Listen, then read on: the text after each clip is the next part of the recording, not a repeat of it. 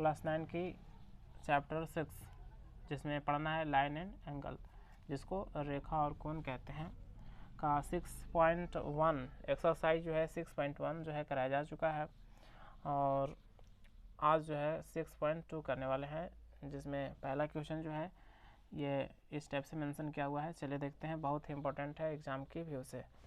तो देखिए दिया हुआ है कि फिगर यानी आकृति से y का वैल्यू फाइंड करना है, और साथ ही साथ AB जो है और CD, AB और CD रेखाएं जो है समांतर हैं, यह प्रूफ करना है। तो कैसे होगा? सो देखिए, सबसे पहले जो है आपको करना क्या है कि यहाँ थोड़ा सा आप चाहे तो नामकरण कर लीजिए सुविधा के अनुसार। मान लीजिए ये रेखा जो है, जो इस रेखा, दो रेखाओं को मतलब AB और CD रेखा को जो ये रेखा प्रतिच्छेद करता है, इस रेखा को नामकरण कर देते हैं LM। और यहाँ जो है बेसिकली जो है यहाँ पे कर देते हैं PQ। इस बिंदु का नाम है, इस बिंदु का P है, और इस बिंदु का नाम है सपोज दैट Q। चलिए ठीक है, अब चलिए सॉल्व करते हैं। फर्स्ट ऑफ ऑल जो है हम क्या करते हैं कि y का वैल्यू फाइंड करते हैं। उसके बाद जो है AB और CD समांतर रेखा है, ये प्रूफ करेंगे। तो सॉल्व देखिए, y का वैल्यू जो है फाइंड करने के लिए फर्स्ट ऑफ ऑल आपको जो है एक प्रॉपर्टी समझना पड़ेगा। जब कोई रेखा, कोई लाइन जो है एक लाइन दूसरे लाइन को प्रतिच्छेद करता है, तो इसमें जो है आमने सामने की जो भुजा है वो ये भुजा, ये कोण और ये कोण, इसी प्रकार से जो है इसमें भी कर सकते हैं ये वाला कोण और ये वाला कोण। दोनों जो कोण जो है इसके साथ ये वाला कोण, ये दोनों कोण और ये दोनों कोण जो है आपस में, ये कोण इस कोण के बराबर होता है और ये कोण इस कोण के बराबर होता है। कौन नियम से इसका नाम क्या होगा? तो शीर्षाभिमुख कोण, शीर्षाभिमुख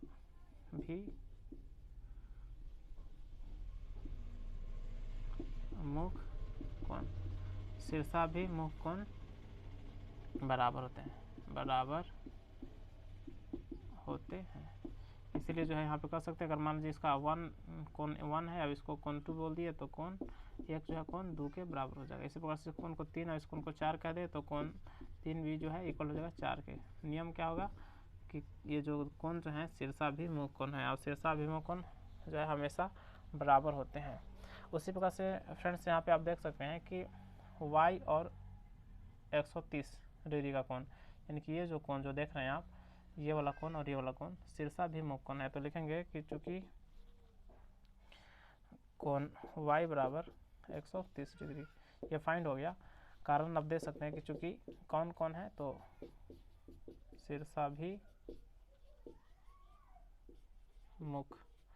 शीर्षाभिमुख कोण है। देखिए शीर्षाभिमुख कोण है, इसलिए जो है y बराबर 130 डिग्री फाइंड हो गया। अब बेसिकली जो है हम, ये मेरा पहला फाइंड करना था, जो y का वैल्यू फाइंड हो गया। y का वैल्यू कितना मिला? 130 डिग्री, तो पहला निकल गया। अब जो है फाइंड करना है कि ये भी जो है CD के समांतर है, प्रूफ करना है। तो क्या होगा? तो चलिए देखते हैं। नाउ यहाँ पे जो है हमको x का वैल्यू फाइंड करना पड़ेगा, x का वैल्यू फाइंड करना पड़ेगा, और y का वैल्यू जो है हमारे पास है ही। x का वैल्यू फाइंड होगा तो हम जो है प्रूफ कर पाएंगे कि ये भी जो है CD के समांतर है। x का वैल्यू कैसे फाइंड होगा? सो देखिए, x का वैल्यू फाइंड करने के लिए आपको जो है ये समझना पड़ेगा कि LM जो है एक रेखा है, LM एक रेखा है, अब इस रेखा पर जो है यहाँ पे कोण बन रहे हैं। तो रेखा पर जो है बना कोण 180 डिग्री का होता है, यानी कि रैखिक कोण योग नियम कह सकते हैं। तो नाउ यहाँ पे x का वैल्यू फाइंड करने के लिए हम जो है रैखिक कोण योग नियम लगाएंगे, यानी कि लिखेंगे नाउ रैखिक कोण योग नियम से।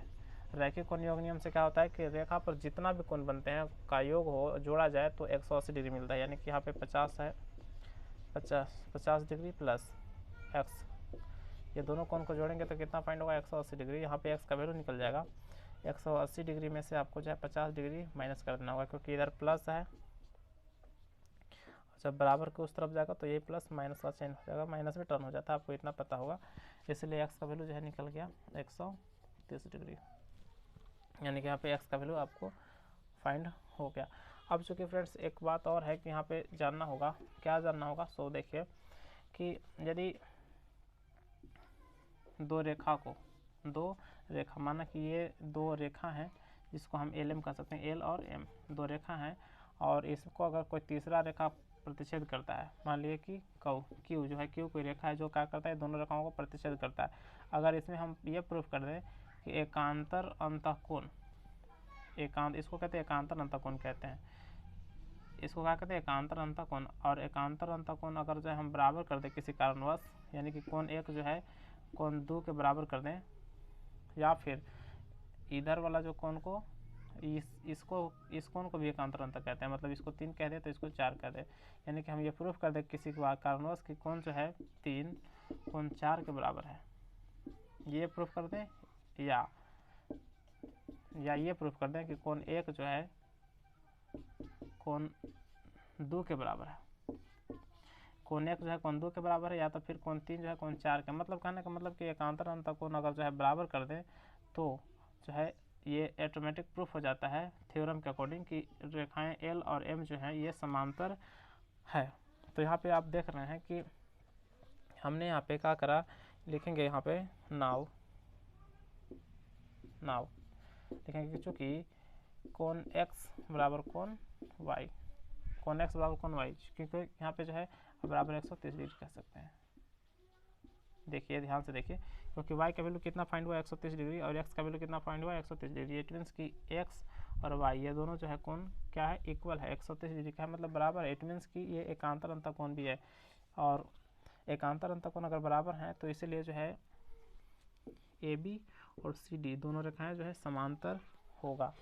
लिख सकते हैं कि चूँकि कोण x और कोण y इक्वल टू 130 डिग्री, मतलब दोनों इक्वल है, जो एकांतर अंतःकोण है और रेखाएं AB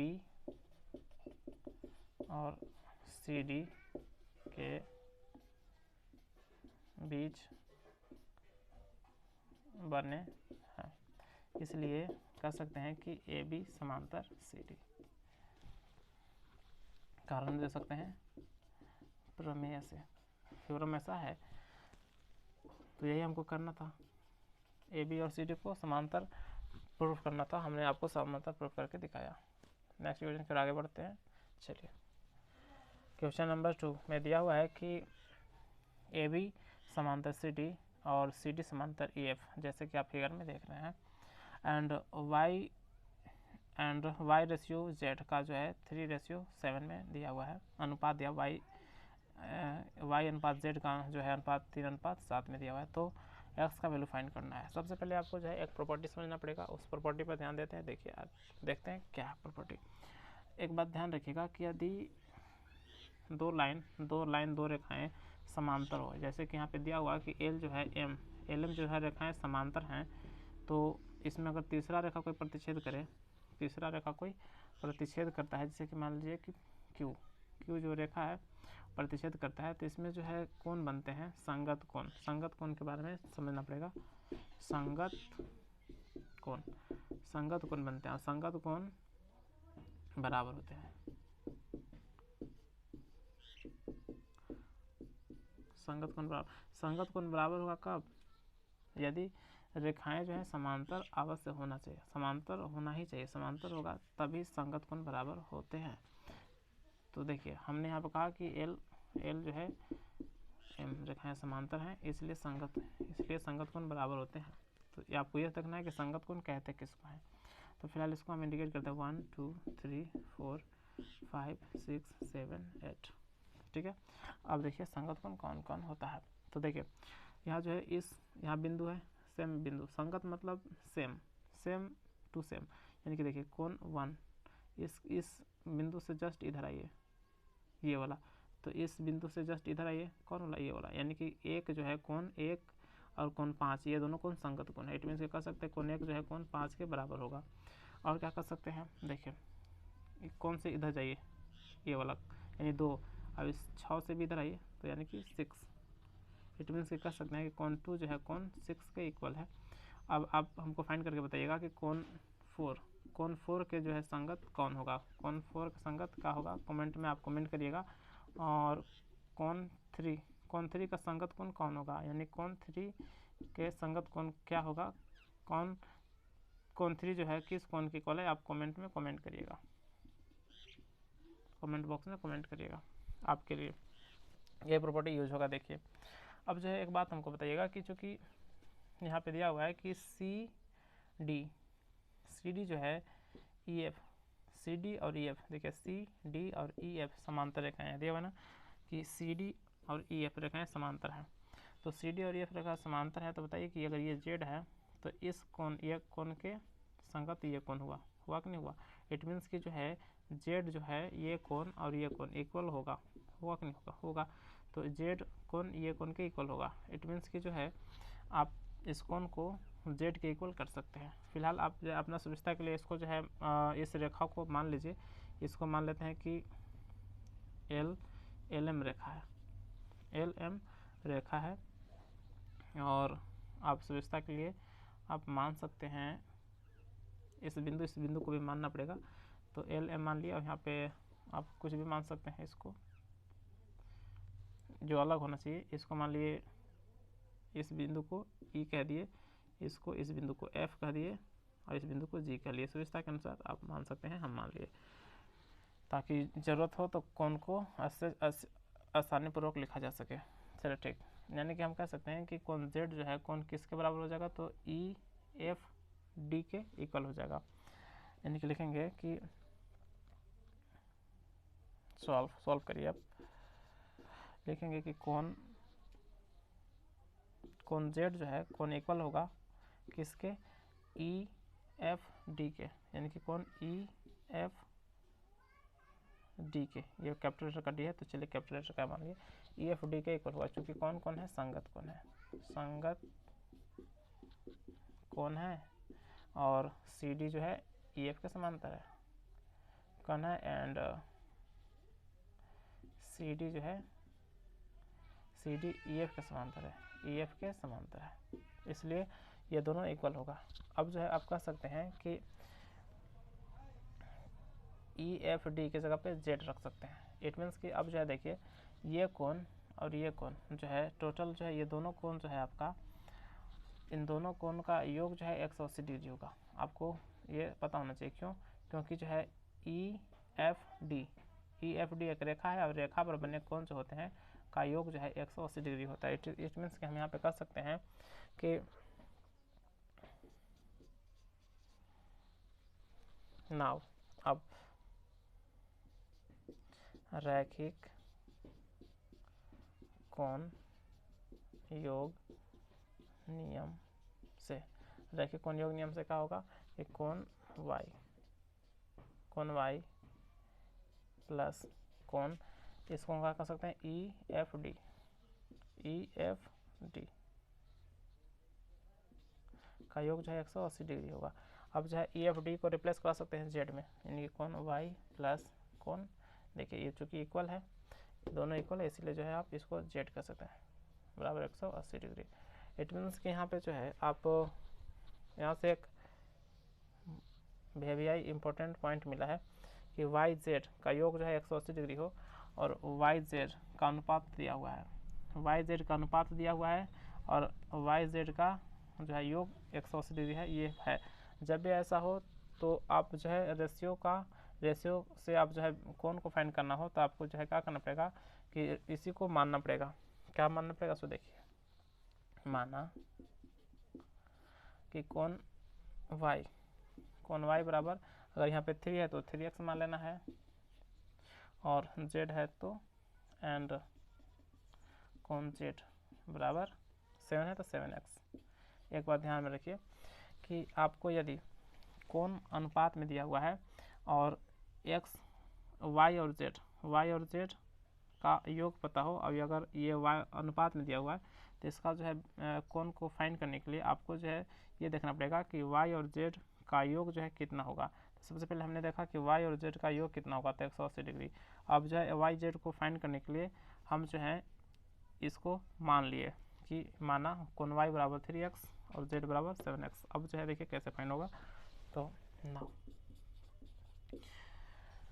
चूँकि वाई जेड बराबर 180 डिग्री, तो y का वैल्यू है 3x प्लस z का वैल्यू है 7x, का योग होगा 180 डिग्री। अब जो है 7x यानी कि हो जाएगा 10x इक्वल टू 180 डिग्री। अब जो है आप क्या कर सकते हैं कि x का वैल्यू फाइंड कर सकते हैं। x का वैल्यू फाइंड करने के लिए आप जो है x का वैल्यू क्या कैसे फाइंड होगा, तो x का वैल्यू फाइंड करने के लिए जो है 180 है, 10 को भागा में भेज दीजिए, कट गया। इट मीन्स कि x का वैल्यू कितना 18 डिग्री। अब थोड़ा सा बोर्ड को इरेज कर देते हैं। नाउ हम जो है यहाँ पे ये निकाल सकते हैं, देखिए कोण y को निकाल सकते हैं। कोण y जो है किसके बराबर है, कोण y जो है 3x के बराबर है। इसीलिए हम क्या कर सकते हैं कि कोण y बराबर 3x, इसीलिए क्या हो जाएगा कोण y बराबर 3 गुना x का वैल्यू कितना 18, यानी कितना निकल जाएगा 54 डिग्री, 18 से 54 डिग्री। इट मीन्स कि हमने यहाँ पे फाइंड करा, क्या फाइंड किया कि कोण y बराबर 54 डिग्री। ठीक है, कोण y बराबर 54 डिग्री। और एंड अगेन कर लीजिए, फिर अगेन ऐसे y से मतलब ही नहीं था, लेकिन y का वैल्यू निकाल दिया गया, आपको y से कोई मतलब नहीं था यहाँ पे जो है। अब जो नेक्स्ट कॉन्सेप्ट क्या करेंगे कि अगेन z का वैल्यू फाइंड करिए। कोण z बराबर कितना था, कोण z बराबर 7x, इसलिए क्या हो जाएगा कि कोण z बराबर 7 गुने इसका वैल्यू 18, x का वैल्यू 18 पुट कर दिए। अब गुना कर दीजिए, 7 या 56, 56 के 6 हासिल 5 है, 7 एकम 7 और 5 12, 126 डिग्री, यानी कि कोण z बराबर 126 डिग्री फाइंड हो गया। अब चूँकि यहाँ पे देख रहे हैं कि नाउ देख रहे हैं कि यहाँ पे ए बी जो है सी डी के समांतर, यानी कि ये दोनों रेखाएं समांतर है और समांतर रेखाओं को ये प्रतिच्छेद कर रहा है। तो ये कोण और ये कोण ये दोनों इक्वल होगा, क्यों, क्योंकि कांतर अंतर कोण। नाउ लिख सकते हैं कि कोण x बराबर कोण z, क्यों, क्योंकि कारण दे सकते हैं कि चूंकि एकांतर अंतर कोण है, एकांतर अंतर कोण है, एकांतर अंतर कोण, इसलिए x बराबर z। अब जो है नॉर्मली फाइंड हो सकता है कि कोण z बराबर जो है x और z बराबर, इसलिए x और z बराबर, इसलिए जो है कोण x का वैल्यू निकल जाएगा, z का वैल्यू क्या है 126 डिग्री। इट मीन्स कि जो है x का वैल्यू आपका क्या आया 126 डिग्री आया। फ्रेंड्स आई होप ये क्वेश्चन समझ में आया होगा। चलिए नेक्स्ट क्वेश्चन की ओर आगे बढ़ते हैं। चलिए क्वेश्चन नंबर 3 देखते हैं। गिवन दिया हुआ है कि ए बी जो है समांतर सी डी है एंड ई एफ जो है लंब है सी डी पर, ई एफ लंब है सी डी पर, और G E D equal to 126 degree. कोण जी ई डी बराबर 126 डिग्री का दिया हुआ है, यानी कि जी ई डी यानी कि यहाँ देखिए ये टोटल कोण का योग जो है, ये टोटल कोण कितना है 126 डिग्री का। इसलिए जो है कोण ए जी ई मतलब ये कोण वाट है, फाइंड करना है। और जी ई एफ यानी कि आपका ये कोण, ये जो देख रहे हैं ये कोण भी दे सकते हैं, ये कोण भी वाट है, ये फाइंड करना है। और लास्ट में एफ जी ई ये वाला कोण, ये कोण भी फाइंड करना है, ये भी वाट है, फाइंड करना। बड़ा ही सिंपल क्वेश्चन है, चले देखते हैं, फाइंड करते हैं, सॉल्व। आपको पता है कि ए बी रेखा और सी डी रेखा दोनों जो है समांतर है, और समांतर रेखाओं को जो है जी ई रेखा जो है प्रतिच्छेद कर रहा है, तो एकांतर अंतर कोण जो है बराबर होगा, क्योंकि एकांतर अंतर बनने वाले कोण जो है इक्वल होते हैं। तो यानी कि 126 डिग्री का ही है, तो ये भी 126 डिग्री का होगा। चलिए इसको लिखते हैं, यानी कि ए जी ई कोण ए जी ई बराबर होगा कोण किसके, जी ई डी के, चूँकि लिख सकते हैं एकांतर अंतर कोण है, एकांतर अंतर कोण है, और दिया हुआ है कि समांतर रेखाएं समांतर है, तो इसलिए दोनों इक्वल होगा। इट मीन्स कि हम यहाँ पे निकाल सकते हैं, इसलिए ए जी ई का वैल्यू निकल जाएगा ए जी ई, यानी कि यह कोण का वैल्यू निकल जाएगा कितना 126 डिग्री, 126 डिग्री, यानी पहला जो है हम लोग का पूछा था वो निकल गया। अब जो है ये कोण अगर हमको समझ में आ गया, ये कोण अगर फाइंड कर लिया गया कि 126 डिग्री का है, तो हम जो है ये कोण को फाइंड कर सकते हैं। क्यों? क्योंकि ए बी रेखा है और ए बी रेखा पर ये कोण बने हैं जो रैखिक कोण है, और रैखिक कोण के कोण योग नियम से हम इसको फाइंड कर सकते हैं। देखिए कैसे लिखेंगे, नाउ रैखिक कोण योग नियम से, रैखिक कोण योग नियम से क्या कहता है कि रेखा पर जितना भी कोण बना है सबको जोड़ेंगे तो 180 डिग्री मिलेगा। इट मीन्स कि कह सकते हैं ए जी ई प्लस कोण ये कोण को क्या कर सकते हैं आप, तो देखिए जो दिया हुआ है कि जी ई एफ, सॉरी ये वाला कोण एफ जी ई, यानी इस कोण को क्या कर सकते हैं एफ जी ई को जोड़ेंगे तो 180 डिग्री मिलेगा। इट मीन्स कि हम यहाँ पे फाइंड कर सकते हैं एफ जी ई बराबर क्या होगा, 180 डिग्री में से घटा देना होगा ये वाला कोण, ये कोण का वैल्यू जो है रख दीजिए, ये कोण का वैल्यू 126 डिग्री, यानी कि उधर माइनस में 126 डिग्री हो गया, तो घटा दीजिए एफ जी ई बराबर क्या मिलेगा, तो 10 में से 6 हो गया तो 4, यहाँ बचेगा 7 में से 2 घट जाएगा तो बचेगा 5, यानी 54 डिग्री। इट मीन्स कि ये भी फाइंड हो गया, एंड एट लास्ट जो है ये कोण को फाइंड करना है। तो अब जो है ये कोण हमारे पास कितना डिग्री का है, 54 डिग्री का फाइंड हो गया। अब आप देखेंगे कि ये कोण 54 डिग्री का है, तो यहाँ पे आप जैसे चाहे वैसे फाइंड कर सकते हैं, कोई दिक्कत नहीं है। आप देखें हम जो है इस कोण को फाइंड, ये अगर हमको ये कोण अगर फाइंड करना है तो हम क्या कर सकते हैं कि सबसे पहले आप ये समझिए कि ये इसको फाइंड करने के लिए आप जो है क्या कर सकते हैं, ये 90 डिग्री का कोण है। देखिए ये कितना डिग्री का कोण है, 90 डिग्री का, यहाँ से यहाँ तक ये 90 डिग्री का कोण है, और टोटल कोण कितना डिग्री का है 126 डिग्री का। तो 126 डिग्री में से 126 डिग्री में से टोटल में से ये 90 कोण घटा दें तो ये वाला बचेगा कि नहीं बचेगा, बचेगा। इट मीन्स कि लिख सकते हैं हम कि कोण जी ई एफ लिख सकते हैं कि नाउ कोण G E F equal to क्या हो सकता है 126 डिग्री, 126 डिग्री मतलब पूरा ये कोण से। आप चाहें तो एक बार इस सिस्टम से भी लिख सकते हैं जी